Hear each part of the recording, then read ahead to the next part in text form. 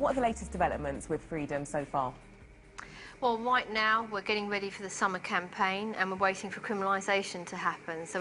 I cannot believe this. When I read about this, this still isn't a criminal offence. No, it isn't. How on earth could that possibly be the case of all the number of horrific cases we've seen in some instances? I just found it unbelievable that this is not a criminal offence, and that's one of the reasons Freedom Charity was set up with Lord Harris, and when we set it up initially, was to make this a criminal offence. So when this happens in the summer, it can only be a positive thing. What is the issues there? Why is it such a long, drawn-out, something that's been drawn out for so long? I think there's been a lot of opposition to it. I think a number of people felt by making forced marriage a criminal offence, it was going to drive it underground. Oh, I see. I don't know how people can argue that, because it already is underground. I've never met a perpetrator or anybody that's engaging in forced marriage, or any of the parents or family that talk about this, that would openly admit forcing their children into marriage. So it already is deeply underground, and it's really hard for a young person to come forward and testify against their parents, regardless of what the issues are, be it forced marriage, child abuse, whatever it is. We know that's going to be difficult.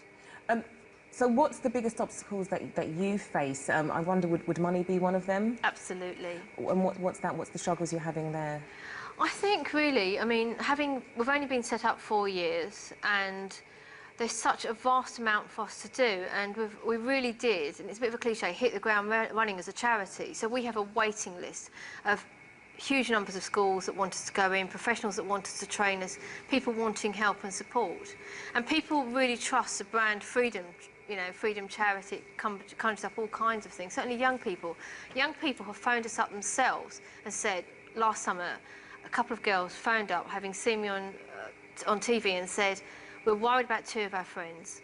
Can you come to our school and do an assembly?" Well, that means you have to drop everything you're doing to go to that school and do the assembly before the summer holiday started, in order to protect those 2 people in particular. It ended up with the majority of the school coming to that assembly because they wanted to know about the subject, and they wanted to know how they could make a difference.